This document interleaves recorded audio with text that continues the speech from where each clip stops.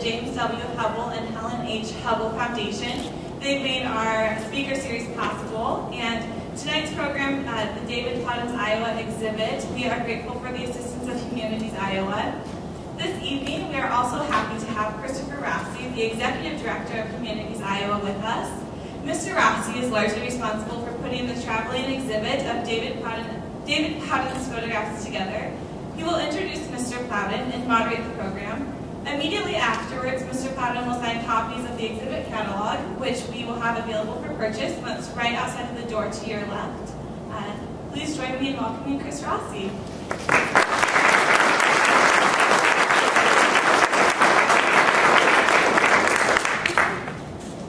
Maybe you can judge by the format, or at least the way we're situated, that this is a conversation. It's not a lecture. David doesn't like the lecture, he likes to converse. And this is an open-ended invitation to everybody to engage in a discussion with a person that I can say without compunction is regarded as an American master of the documentary photographic form.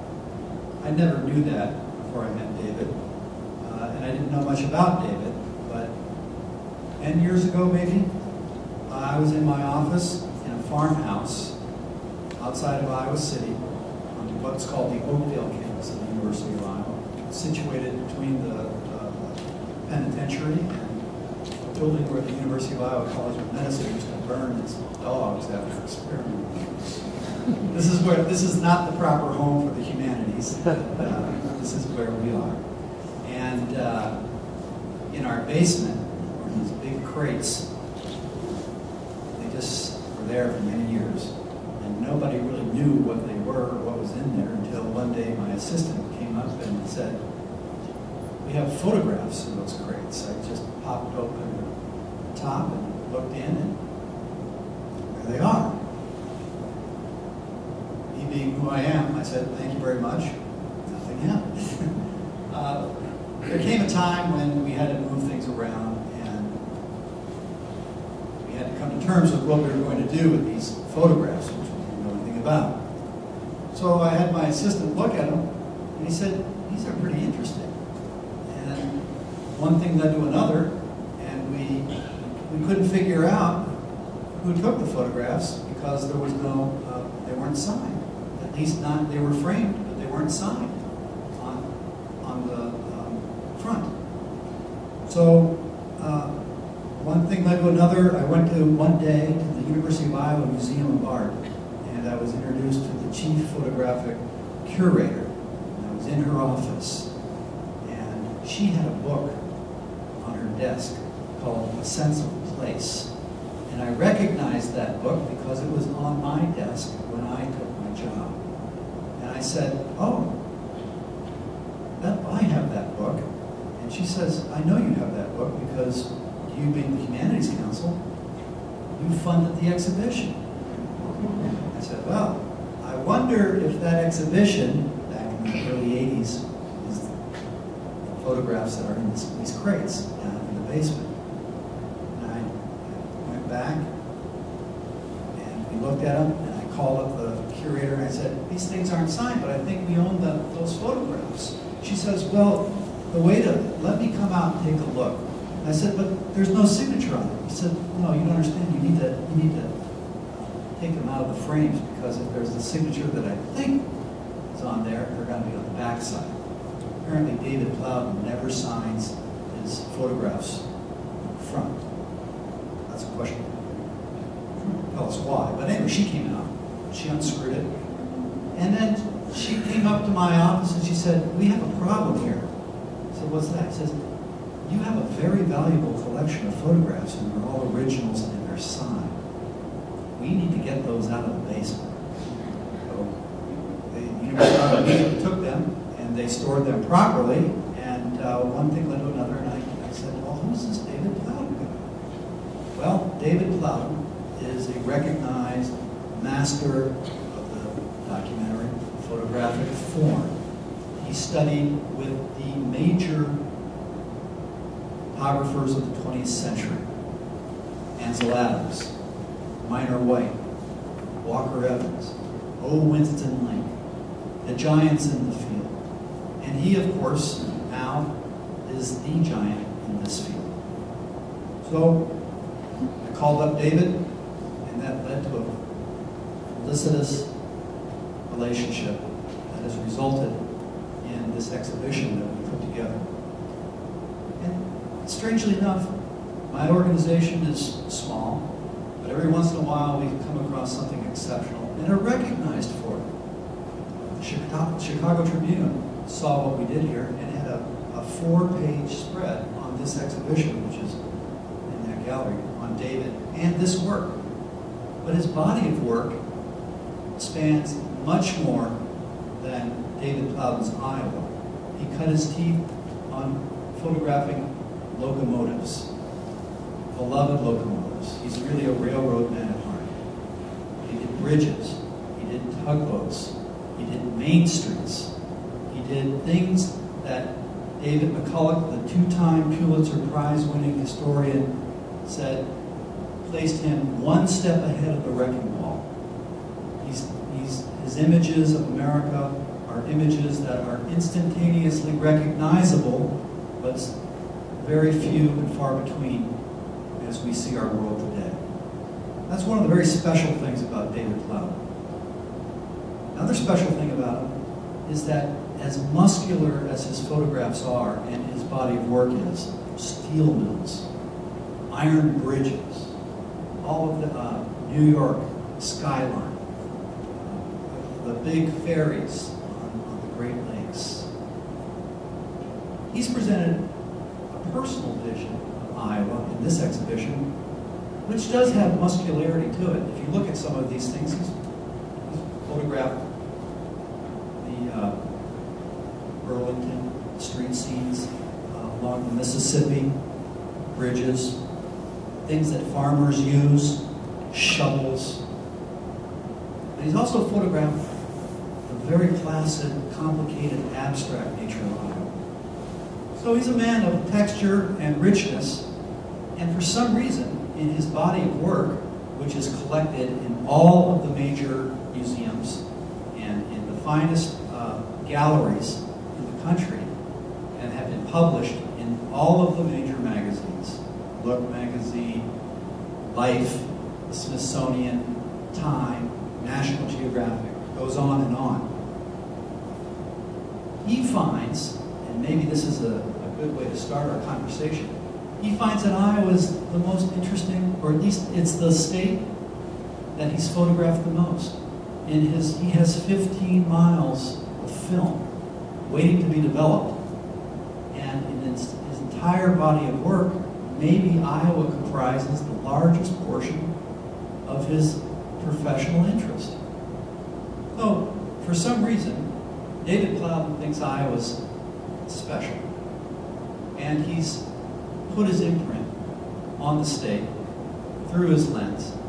That's a real wonderment to all of us, because you go into the gallery and it's very recognizable as something uniquely Iowa. But it's also something very placid and sometimes muscular. And strangely enough, it's so personal. That's what I find very interesting about David. He has a personal statement about Iowa. So as we, and I know you're looking at me, but I know you don't want to hear me talk forever. That's the purpose of being here. The purpose is for you to, anytime you want, ask a question. And I think there are microphones somewhere out here. If you raise your hand, somebody will get a microphone to you and you can converse. The real purpose of the humanities is to have people tell their stories and to learn more about the stories that make us unique as Iowans. So David has a story, and his story has been called, these images are collected over 40 some odd years of him crisscrossing the state. I dare you to ask him if he's been anywhere, because I bet he'll tell you he's been there twice. And he has. It's a lot of fun to say, have you been there, Dave? Yes, I've been there. We're talking about Kirkville down the road. We talked about last time I was in Osceola, wonders about the casino and how they dug that hole and put a boat there so that you could gamble. He knows all of this stuff. So please, let's have a conversation. He wants to hear from you. But here's the first question, David, because I know you all have questions, but if I said, anybody have a question, there's going to be this long, pregnant pause. And people are not going to want to talk just yet. So I'll start it off. And it really intrigued me originally when I said, David Plowden, let's do this book on Iowa. Why don't you go into your cellar and get the best photographs that you have, and let's make a book.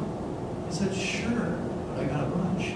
So we got some curators from major museums to take a trip out to Chicago where he lives.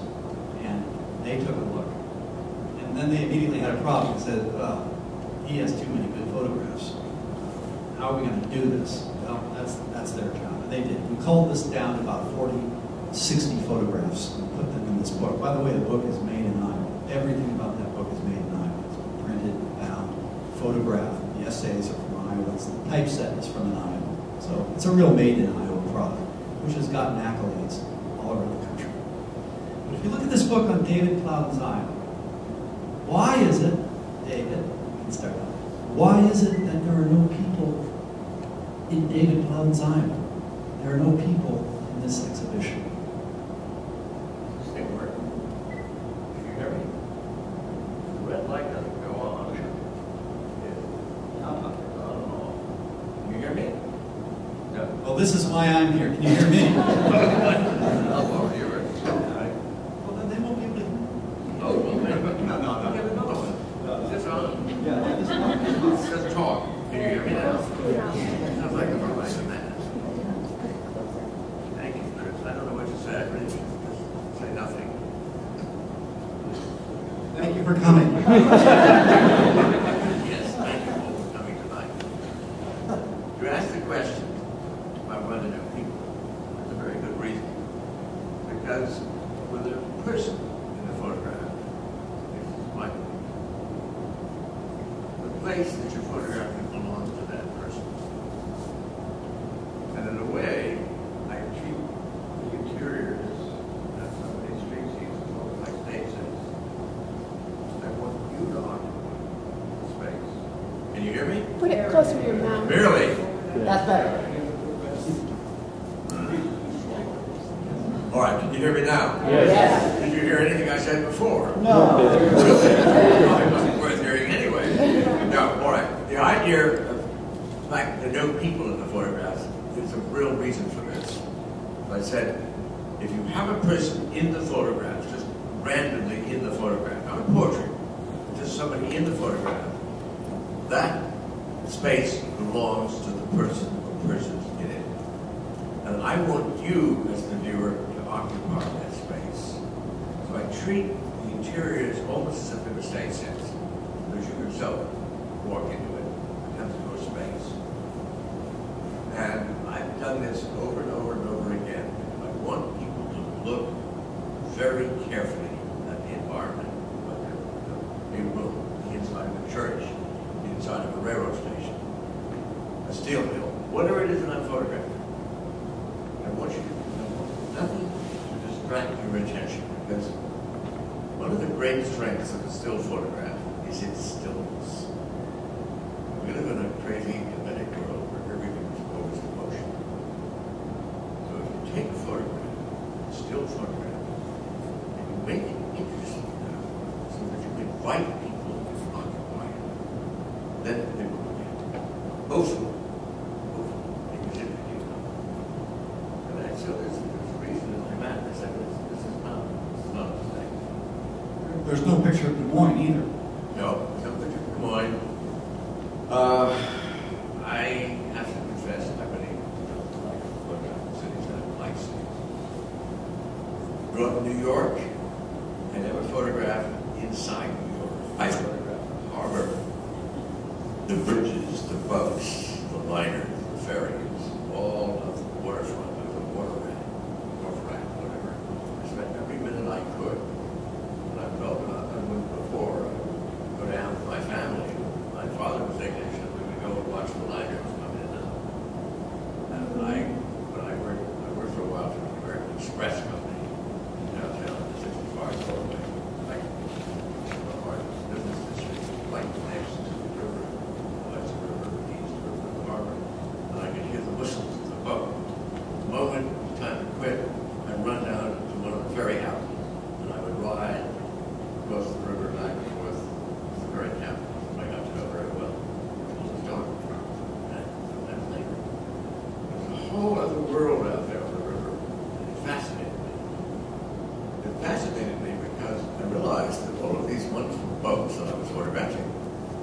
were going to disappear. There were steamboats.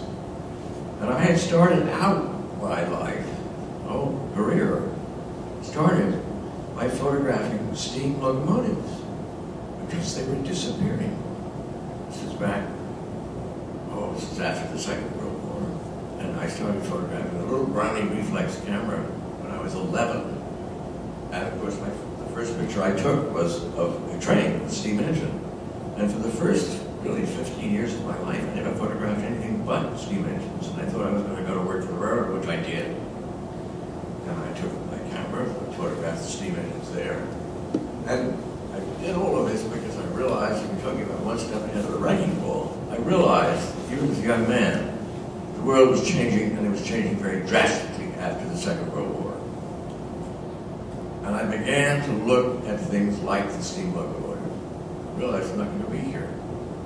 So that set in motion my whole career.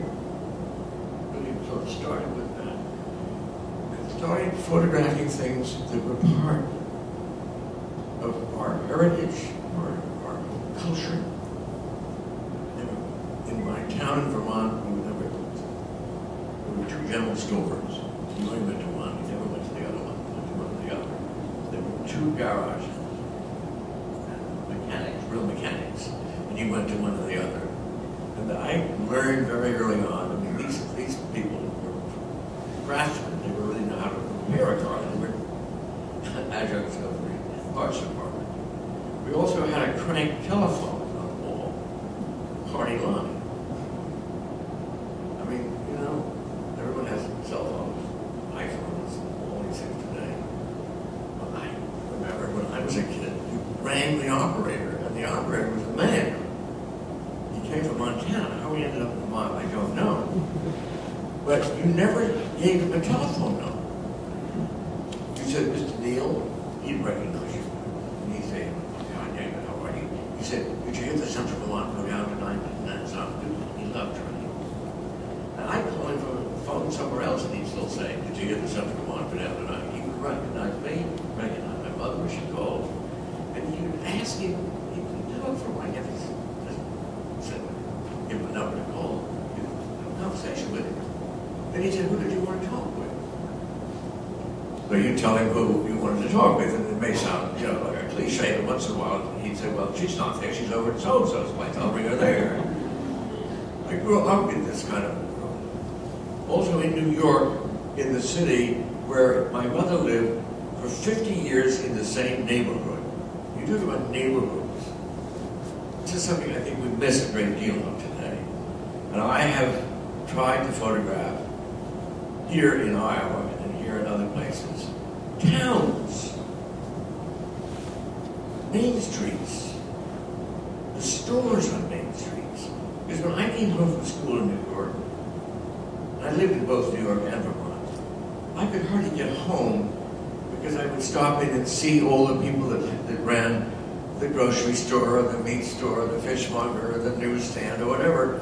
We all knew each other in that little block, maybe 2 or 3 blocks in an area. It was a small town within a great city. And this is something I think we're losing today very much, the idea of small neighborhoods. Now everybody's on Facebook and has how many friends, all right? And you go downtown and you see kids talking on their cell phones and texting each other and not talking to each other. And you lose, a small town loses its grocery store, loses the place where you knew somebody. And I happened to be in Minnesota. I was photographing a town. It was a hardware store, and at one point the man who owned the hardware store said, I've got to go to the bank, I'll be back. He said, just, trusting me, and you me. People would come into the store, come from miles around to buy a bolt. And they would leave a dime or 15 cents on the counter, or whatever it was. And the man who ran the store would come back later, and he actually had a pack of cigarettes on his desk. But somebody came in and took a cigarette out. That's a quarter. And I told him, Fabio said he's trying to quit. He comes in here and he buys a cigarette from me. He says he must spend $4 or $5 a day buying cigarettes from me trying to quit. But this was all part of the small town, all part of that wonderful part of the world that Iowa to me represents. The idea of neighborliness. In the exhibition, there are several photographs that play off of this theme of neighborliness and small towns and of being one step ahead of the wrecking ball. There's a picture of the gloves in the window of a store in Victor, Iowa. Right. How does that fit in with this notion of neighborliness and of sense of place? Well, that was owned by Violet and John Van Watts. It was Van's Clothing.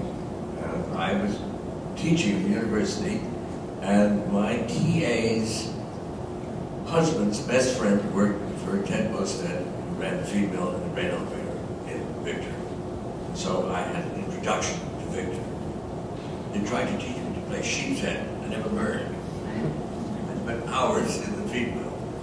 And I got to know everybody in the town. And there was this intriguing store with the gloves hanging in the doorway. So I was introduced to them. And I told them what I was doing. And they said, of course, come in. I have a photograph. You came into the front of the store, and it had, Hawkeye stuff in the front, and everything was up to date. And as you walk back through the store, you walk back through decades. You walk back through fedoras, and you walk back through wonderful racks of suits. And you went all the way back to the very end of the store, and way up in the corner, in the back, top shelf in the back of the corner, was a box that had buttons for high button shoes. And John would order clothes for people. There was a man in town who was very stout. And the only place he could get a pair of jeans or trousers that fit him was to order it through John. And John took care of everybody. He knew everybody in town. And of course, he went out of business, as everybody did. And I knew John and Violet, and they actually came to an exhibition of mine in Chicago, and that picture of the gloves was hanging behind me, and my students were in front of me, and they asked me about the photograph, and I said, well, if you turn around and look, there are two nice people sitting right over there. Why don't you ask them? It's their store. And so they became part of the class. Well, that store is gone. It's all covered with plywood. Bostad's is gone. The grain elevator was torn down. The feed mill is gone. The hardware store is gone. The cafe is gone. Iberg's garage is gone. You go into Victor today, and it's nothing like the Victor that I photographed in 1987. And you talk about being one step ahead of the wrecking ball. And this fit in so much with what I try to do. And I've tried all my life, to try and photograph these things which I know are not going to be here very much longer. And the Beinecke Library at Yale has a collection of my photographs, and they wanted them. Because they said they wanted to show people what America was like 100 years ago. Well, I've been photographing for nearly 60 years, and the America that I knew 60 years ago doesn't exist. And I go back to places recently. Sandra and I have been out in the field in the last 10 years. We'll go back to a place we were 10 years ago, and it isn't there. There was a wonderful hardware store. My assistant wanted to know where that was, and I said, we just go to Scales Mountain, go home. But he went to the hole in the ground. It isn't there. And I think this is one of the things that I feel is just a terrible loss. And one of the things that I really found when I came out here, that I cherished what was happening here. I realized that lots of things were changing, but at the same time I realized that people appreciated a lot. They weren't tearing everything down. Yes, I mean, progress in Victor, I mean, everything, all commercial things, everything changed. But one of the things that I found, a couple of things. You know, I grew up in the city, New York, and in Vermont. There was no space. The sun went down at 4 o'clock in the afternoon in June. behind the hills in Vermont. And the only sky I could see from our apartment in New York in the middle of town was I would look out my bedroom window up, and way up in there I could catch a piece of sky. But one of the things that I find is absolutely beautiful about Iowa is you can see the sky, and there's space, and the land itself is so extremely beautiful. If somebody looked at one of the photographs and said, it reminds me of the sea. And you know it's really true. You know, I do know the seacoast very well. But I know this country out here, and one of the things that absolutely fascinates me is its space. It's the idea of unlimited, wonderful space. And driving over here the other day when it was snowing, it was absolutely beautiful. As the snow, just a powder of snow fell upon the fields and turned them into tweed. You could see all the lines of the corn stubble. And it just made a very beautiful thing. It's totally different from anything I knew.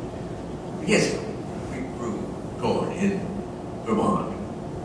We had 160 acres. 35 of them were arable. The rest was either woodland or meadow. You could only plow 35 acres. And it was a very different place.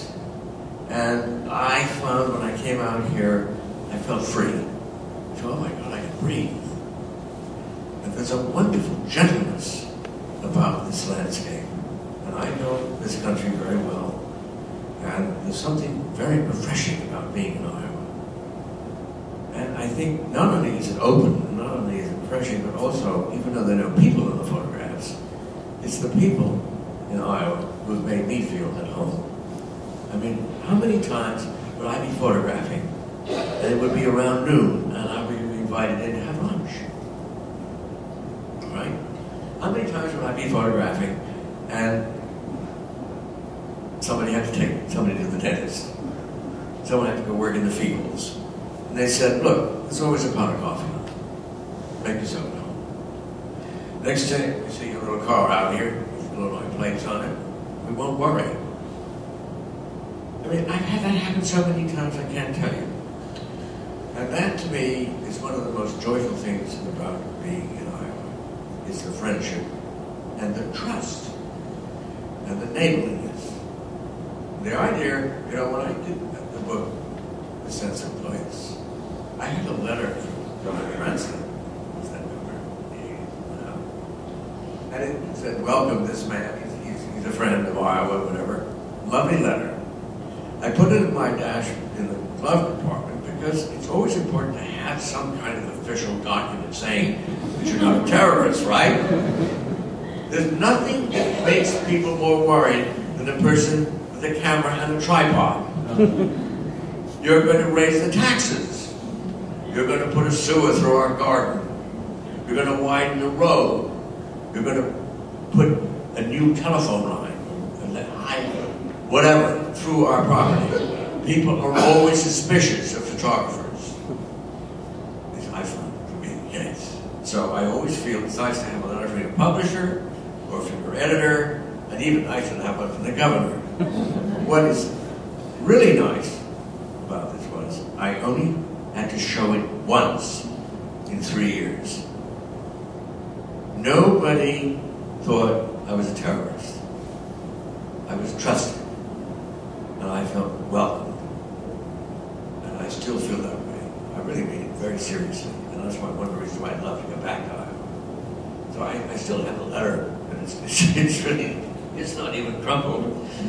Because it was never really used. There have actually been a number of people who have been helpful in making this exhibition. The warden of the penitentiary at Fort Madison allowed David to go into that building and take photographs. Chuck Offenberger, Iowa boy from the Wine Register up in Greene County, helped out quite a bit. And through the grapevine, others helped out as well. But you said so many things. You pack your statements with a lot of themes, but two that I want to come back to are the just ahead of the wrecking ball and the neighborliness concept, which maybe you can tell the story of this photograph here. Is that Kirkville, in the grocery store? Is that That's Kirkville. You're a Tumwa? Over here. And I think it was you that told me about the store. I think it was you that told me about it, But anyway, there's a store. And I gathered from talking to a nice young woman last night, the store is still there. It's an old general store. And it sits on the corner. And if you look down the street on one side, you see the footprints of other buildings that were there. And if you look at the side of the building, it's tilted and it's got star, you can see the star racing. And if you look down the street the other way, there aren't any stores. It's the last store on, obviously, it was once a busy intersection. One store man. Mrs. Wagner, Pat Wagner, runs the store. And because one of us told the other about it, we went to photograph, and Sandra came with me, and I was photographing. I introduced myself, introduced Sandra, and we talking. Never just walk in and start to photograph, ever. At least I don't. So we started to talk, and I told her what we're doing, and so she said, fine. So I began to photograph, and Sandra started talking to her. Well, it turned out that she worked at Walmart at night so she could keep the store open in the day. I gather she's still there, but my God, what irony. And this is the kind of thing that you find, as you keep exploring, which I've done all my life as an explorer. I should have been born in the age of Shackleton, because I love to explore. And I have driven back and forth on the section roads out here. In fact, I took the car to be fixed the other day, and the rear washer, the window washer on the station wagon didn't work. And the man who fixed it said, this is all filled with dust. Where have you been? And I said, I've been driving the section roads in Iowa, Kansas. And it was actually true. It was actually filled with dust because we get off the highways and drive these back roads. And this was a wonderful moment to find this woman. And my life has been filled with things like this. And you go to these places, and they're gems. And they're rare today. At least I gathered from last night. She's still there. The structure itself was truly leaning, and this woman is working there during the day, working at night, I guess, to stay there during the day. The Smithsonian has recognized you as an American master in a number of ways. In the 1980s, your Hand of Man in America exhibition broke the national record for longest touring exhibition in the U.S. history. That's because sublime photographs like this one and the wonderful stories that you tell and your phenomenal memory about where you've been. But it also, in a sense, is because of a photograph like this one to my immediate right, which records a real bit of American history on the Mississippi. Maybe you can elucidate. That is the Lone Star, which was working out in Davenport with the Builders Sand and Gravel Company. And the Lone Star was the last authentic Mississippi River towboat in operation on the Western Rivers. And when I was doing my first book, which was called Farewell to Steam, I was doing a lot of research, and I knew a lot of people who knew a great deal about where the boats were, where I should go. And they said, you must go to Davenport, and you must photograph the Lone Star, because she is unique and the last of her kind. And so I did. And I kept writing back and forth to this person who kept signing the letters, E. Delarue. And I went in and with my first wife, and we arrived, and I asked to speak at an appointment. And I said, Mr. Delarue was expecting me. And out came this lovely woman dressed beautifully, and she introduced herself as Ella Delarue, E. Delarue. And I wanted to get out and photograph the boat immediately. I was, anxious to get out and be sure before they took them out of service. She said, now just wait. Plenty of time. Let's get to know each other. Let's visit. I thought to myself, this is so different. This is not the way it happens in New York at all. we don't take the time to visit. And we talked all day. And she said, I can come back tomorrow, and you can ride the boat as long as you want. So I suppose a week or more, we were there riding the boat every day, photographing it. And it was a wonderful old boat, and it was indeed unique. And the crew were all members of the same family. The captain, his wife was the cook, one of his sons was a deckhand, one of his nephews was a deckhand. It was a family affair, and it really was a very wonderful and rare boat. It hasn't been preserved, that's putting it loosely, at Leclerc, and they're trying to save it. It's very badly deteriorated. And it was taken out of service, this is 1964, it was taken out of service the next year. It's a long time ago. And it is indeed the last example. And a true Mississippi River steamboat, as you know, the pilot house is behind the stacks. The Delta Queen, which used to run up and down through here, came from the Sacramento River years ago, all right? And the pilot house is in front of the stack. It's not a Mississippi River boat at all, it's a Sacramento River boat. That's gone too. They're all gone. All of the steamboats are gone. I did a book on the Great Lakes steamboats. All of these things I know were going.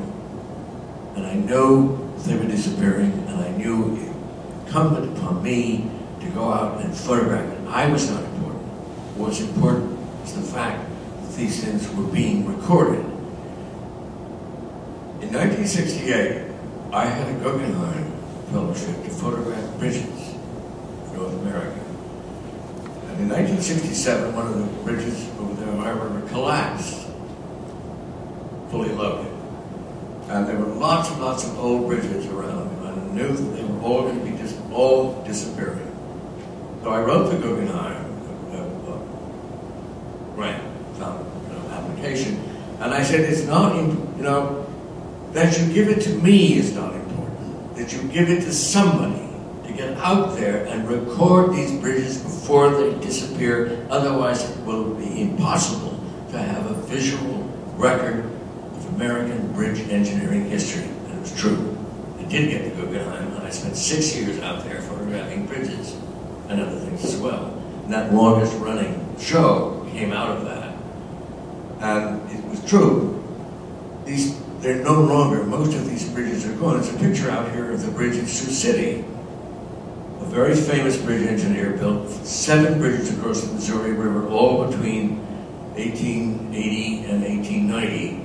The era we changed from iron to steel. The one that's out there was built in 1889.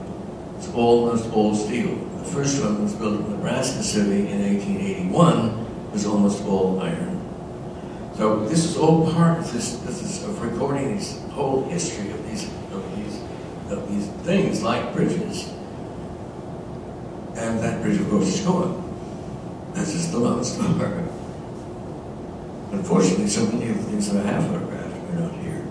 Well, it's an astonishing historical record, and to know that it applied its trade up and down the Mississippi right here in Iowa is an important cultural relic. Lots of your photographs look like they were taken decades ago. But of course, I want to show you one photograph that you wanted to talk about, because it really wasn't taken that long ago, even though it seems as if it might have been. We didn't have enough easels, so I will be a human easel. Can you see this image? This is an image that Chuck Offenberger worked to get David to see. Maybe you can tell a little story about this, David. I went to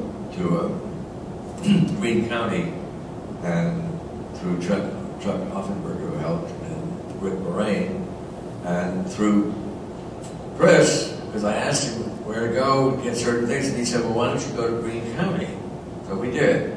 And there was a man named John Belts who had a house, and Chuck said, you've got to go see John's house. I said, I'm 30. I mean, you pass by at 80 miles an hour. Sure, probably would go by very fast. You wouldn't notice it unless somebody told you it was there.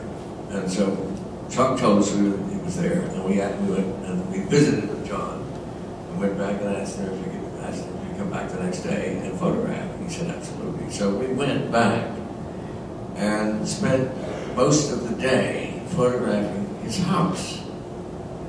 And his house was almost a museum. His mother had just gone to a nursing home, and he kept calling her and saying it's okay to photograph, and checking with his mother, you know.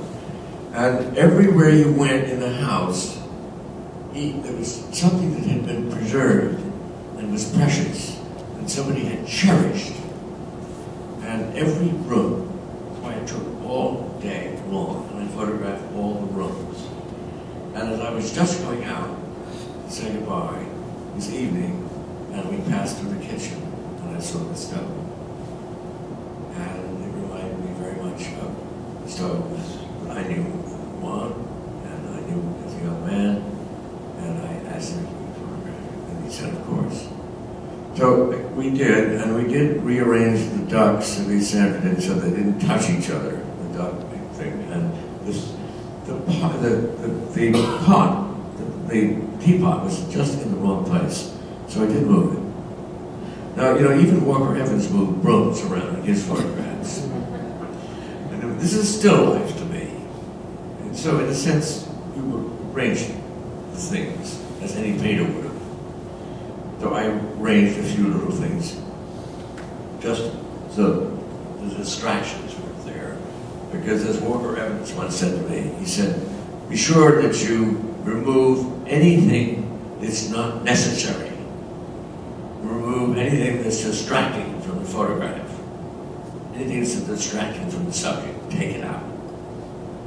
Though we did move those things just a little bit to try and make it look better photographically.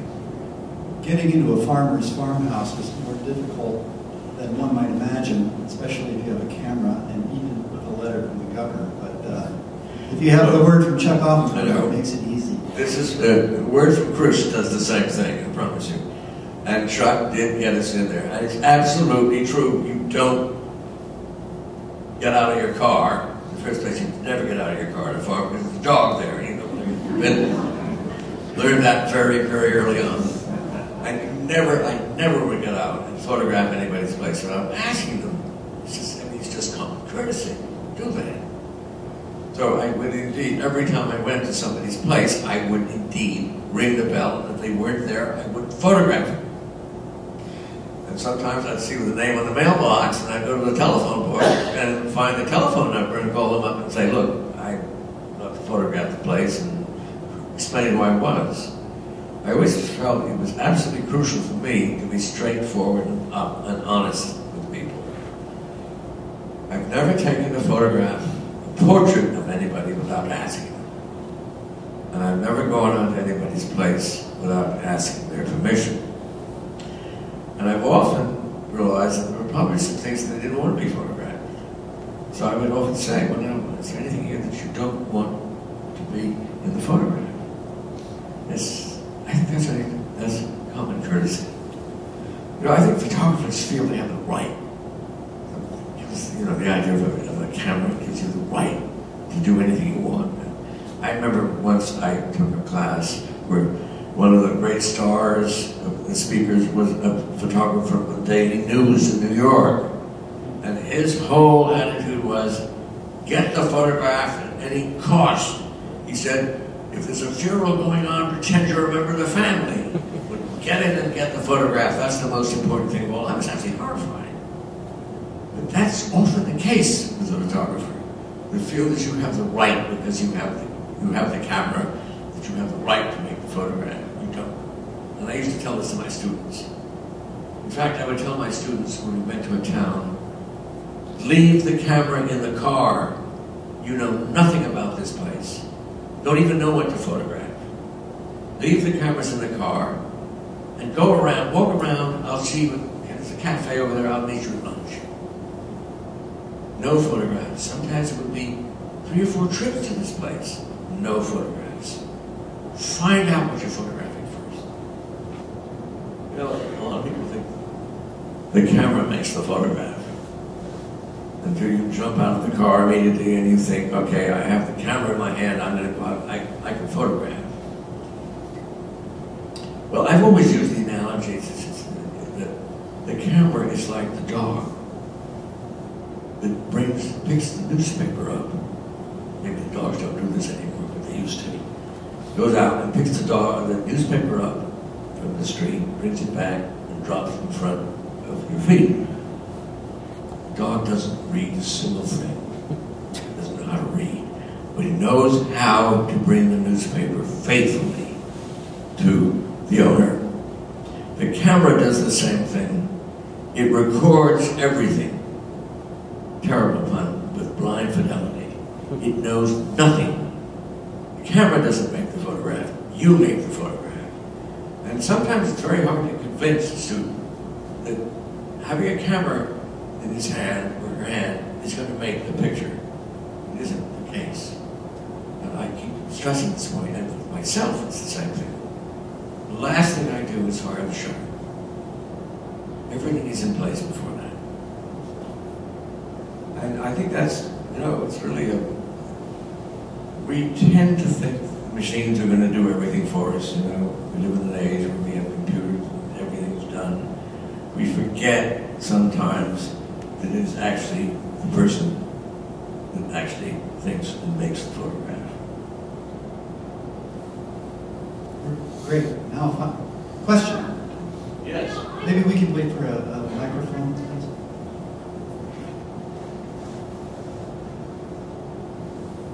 I noticed that all your paintings or your pictures are black and white. Have you ever thought about doing them in color? Good question. Or why you never did them in color? All right. Several reasons. One, when I'm photographing, I never saw things in color. I'm colorblind when I'm photographing. To me, the kind of thing I photograph is best conveyed in black and white. Black and white is one step removed. It's more abstract. And the things that I am photographing, like boats and architecture and these kind of things, even the field, you tend to look at the form. You tend to look at the shape of things. The shadows become extremely important in black and white. I mean, they really are. I mean, a shadow is so important in a black and white photograph. If you're not careful, you'll trip over it or fall into it. And I'm not kidding. And I learned black and white photography. I always thought that I learned this when I was very young. I learned the darkroom. I always used to think that it was a matter of putting color film into the camera and you make a color photograph. No, it's not true. And I've learned this from my students, whose teacher, Ben Elliott Porter's, who was one of the great color photographers to know, his assistant. And when I went to teach at the Institute of Design in Chicago in 1978, I suddenly realized I knew nothing about color. Color has its own architecture. It really does. It has its own color. The color of light. It's very important. It doesn't exist in black and white. Another thing, when I was photographing, the things that I was photographing were things that I knew were going to disappear. I needed to be sure that they were stable. And black and white, aside from Kodachrome, is not stable.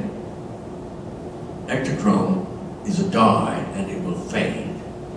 Black and white, if it's properly developed, processed, I mean, you look back in Brady's time, and these photographs are as good as they ever taken, right? And the reason because I'm doing the kind of work that I'm doing, black and white was appropriate. Also, I felt very comfortable. I always felt uncomfortable with color. It masked what I was photographing. I don't know whether that answers your question or not, but it's a very important one because it really, I do not see in color when I'm photographing. I'm not colorblind. But I don't see it, doesn't matter. It's a red hydrant, I don't see it as a red hydrant. That's a very important point. PBS did a documentary on you. What was the name of that? Light, shadow, and form. Light, shadow, and form. And that really sums it up. No. Any questions? There's one. You once said that, right here. You said that White is a thief? Yes, White is a thief. You said that you were in a prison. I can't remember if it was Anamosa or Fort Madison. I wasn't in prison. I was visiting in prison. Yeah, but you were inside it. Yes, I was. Yes. And because you don't put people in your pictures, I Yes. wondered if just seeing the offenders, seeing their faces and their bodies and their arms and their hands and their eyes, was it hard not to photograph them? I mean, I know you'd have to have permission, but was it hard not to photograph that? Not for me.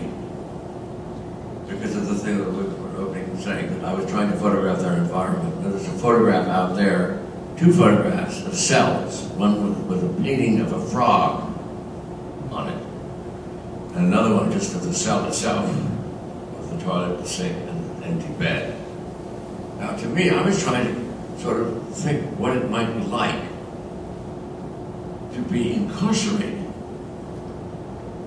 And when I was there in the prison, in the first place, we were not supposed to photograph the prisoners to begin with, not to mingle. And we had a guard with us, armed right next to it, that's the whole time. But it was, to me, it was to try and get, again, the environment, just as I would in a general store or a bedroom or the kitchen in John Belcher's house. Is a photograph, I believe, out here. One of his bedrooms, the bedroom in his house. And just as important to try and get to capture the feeling of the person who was there, of the people who might live there, to try to feel what it would be like to be in prison. I mean, it doesn't take much to realize it's a good thing to obey the law when you go into a prison and see where you might end up. And I often wondered about the man who painted that frog. Was he a lifer? What happened? Did he die before that was finished? How many years did it take him to paint that frog? To me, there is so many questions. Again, Walker Evans, don't tell me everything. I don't know. And frog keeps looking at me and asks me about the person who painted it. So to me, in a way, that's a portrait of him, even though I never knew him. I don't know if I'm answering your question. There's also another photograph in there of the corner where the last person in Iowa was executed. Oh, that's right. Back there and then up here. Could you expand on your point where you said Light is a thief in the black and white genre? Why is it White? White is a thief. You put White, if you look at a photograph and there's a big white cloud in the upper right-hand corner of the photograph, your eye is going to immediately go there. White will draw your eye. So if you want to attract somebody into the corner of the photograph or in the center of the photograph or something, and you find a light source, you find something white, your eye is going to go there. It is a thief. It steals your eye. You'll look there first. And it will also blind you if you put it in there. It will mean it will repel you. And so you have to be very careful how white is used. And also, it's sort of an unwritten law in photography that if you have a white area, it should have detail in it. If you just have if you have a white, dead white, paper-based white piece, corner of the photograph, the photograph isn't framed. If you have a piece of white in the middle of the picture, it's just a blob. If you have white, it has to have some detail in it so that you see what's going on in it, just as the shadows have detail, so you see what's going on. But it does steal your eye. Except you look at the photograph, look and see if it's very bright. I mean, for instance, there is a light right behind your head. Unfortunately, it's there. It steals my eye from looking at you. And that's exactly what I am looking at you, actually. But it's exactly what I'm talking about if it was in the photograph. I would look at that light first rather than you. question over here? Okay, I grew up outside the walls in Fort Madison, and are you going to go back once they empty that and do some more shots of the actual, because they're going to empty it? That's what I understand. No, I don't think so. I don't think I'm going to be photographing anymore. I have done an enormous amount of work. I have 15 miles of film to go through and see what's there, and I'm finding all kinds of things that have not been printed before. I'm getting to the point where to mount an expedition to go to the field is an enormous effort. A tremendous amount of time, energy spent, and also the film is dreadful today, and I'm afraid to say I don't have a digital camera. All the photographs that you see out here were produced on the computer, all in Photoshop. They were all printed on an inkjet printer. And yes, I do that, I indeed, but I don't think I will go back. I find it very hard to go back to places that I've already been to. Because usually when I'm there, I photograph what I find excites me or interests me. And when I go back again, that initial excitement isn't there. So as much as I would love to go back, really, and yes, of course, if I were younger, I probably would. But you sort of use triage at my age. You decide what's important, what's going to survive, what should survive, and what should be let go. But it was a wonderful experience, and Jen and I were there for a day, and we came away with a lot of photographs for a day's work. I mean, if you get one photograph, if you get 10 photographs a year, that's a good year. And I mean photographs. I don't mean exposures. I think we got 4 photographs at the prison because we realized this was a rare and wonderful occasion, and how are we going to capture the sense of this place in these few hours we have here? That's the old magazine photographer talking. Any more questions? Right here. Thank you. I just wondered if you had done any kind of photographing of the old country schools, because those are mostly all gone now. Well, you're right. I have, many years ago, I actually went to one room schoolhouse at one point. 8 grades in one room. Amazing experience, right? I haven't found any. I found one 4-room schoolhouse in Michigan and one 2-room schoolhouse in Michigan, where I did indeed spend the better part of a week photographing. But I have not found any in Iowa. And I haven't found any, I know they're not left in Vermont. And,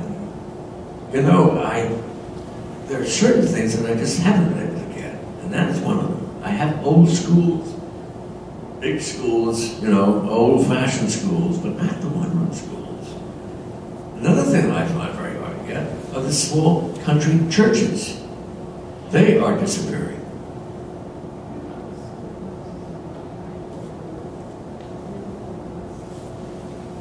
Yes.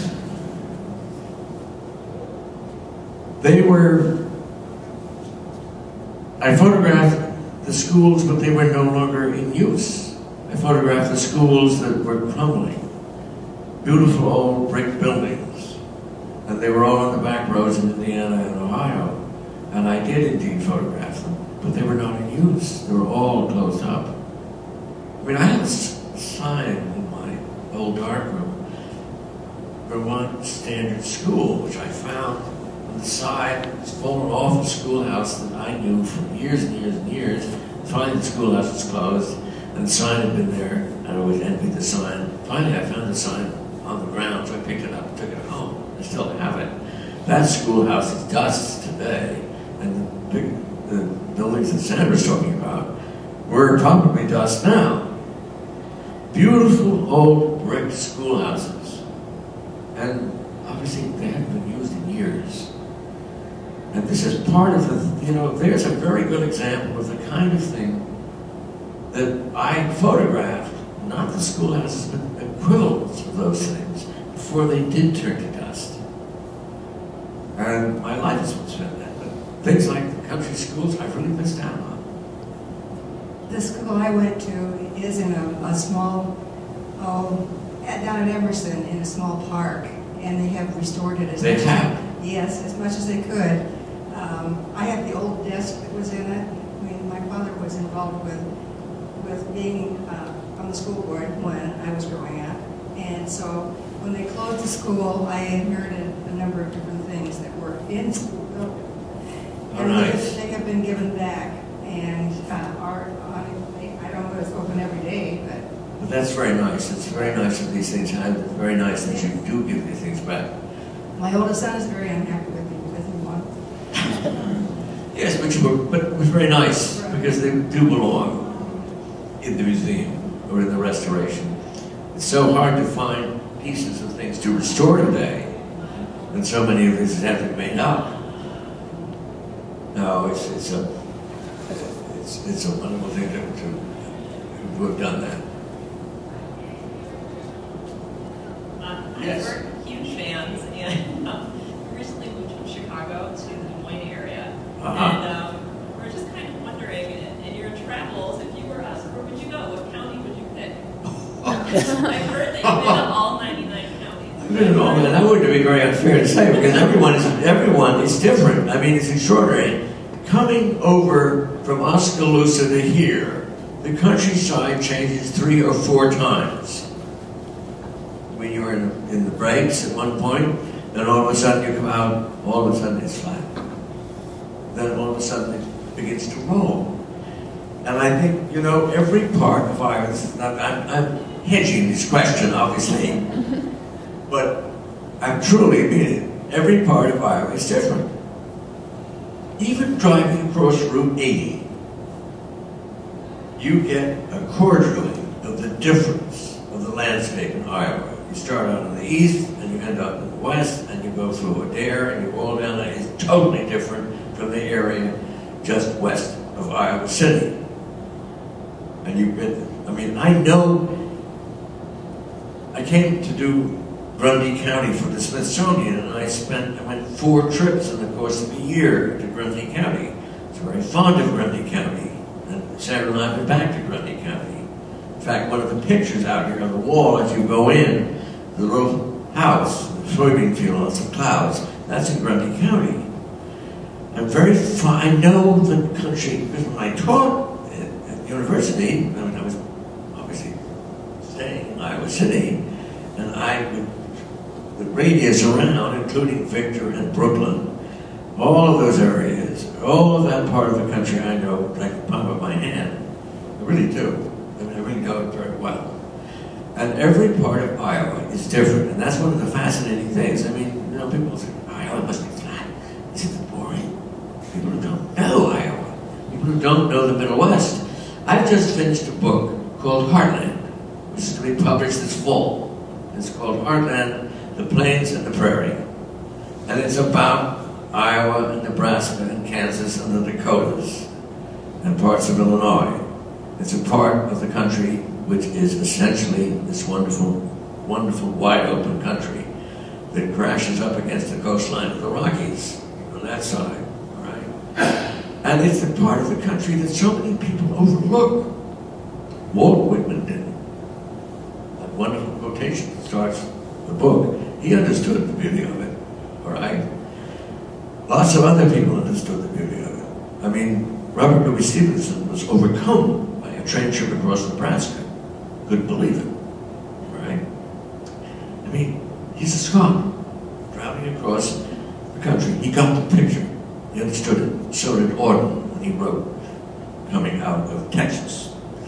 People understand the difference and the space, the emptiness and the loneliness, which to me appeals to me so much coming from such a small part of the world like Vermont, New York.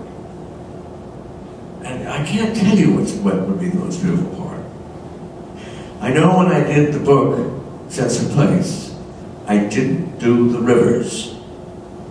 It was the land between the rivers, because the 2 rivers, the Mississippi has its own culture, And the towns are so very different on the Mississippi as they are in the middle of the state. And so on the Missouri, the same. Not as much. I don't know. I think you better get in the car and go in any direction. And you'll find it very different. And that's the fascinating thing about it. In a place which everybody thinks is the same, it's totally different. I mean, even in the 50 miles between here and Oskaloosa, you go through 3 very different landforms.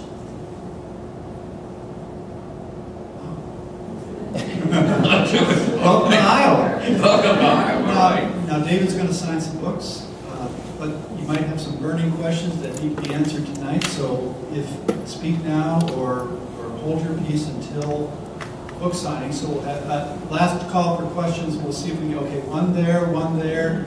Anybody else? We can do it if we, Okay. Happy to answer if I can. I can't always answer the questions, as you can see, because there's some very good and very hard questions thrown at me tonight.